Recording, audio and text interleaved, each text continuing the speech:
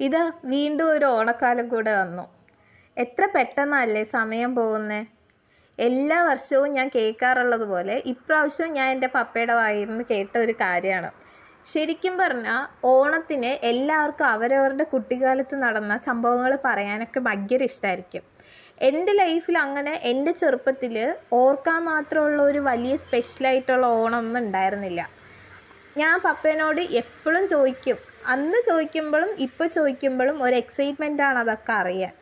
പപ്പയുടെ കുട്ടിക്കാലത്തെ ഓണമാണ് ശരിക്കും പറഞ്ഞാൽ ഇപ്പോഴത്തെ എല്ലാ ഓണം കാണുമ്പോഴും എൻ്റെ മനസ്സിലൊരു ഫ്രെയിമായിട്ടുള്ളത്. എൻ്റെ പപ്പ പറയും, പണ്ട് ഇതുപോലെ പൂക്കളൊന്നും കടയിൽ നിന്ന് വാങ്ങാൻ പറ്റില്ല. അപ്പുറത്തും ഇപ്പുറത്തുള്ള എല്ലാ വീട്ടിലും പോയിട്ട് അവിടെയുള്ള പൂക്കളൊന്ന് കുറച്ച് പിച്ചെടുക്കത്രേ.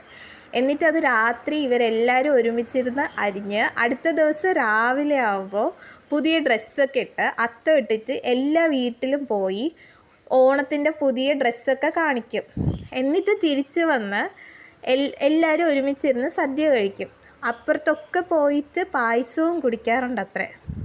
അപ്പോൾ എല്ലാവർക്കും വീണ്ടും ഒരു ഹാപ്പി ഓണം.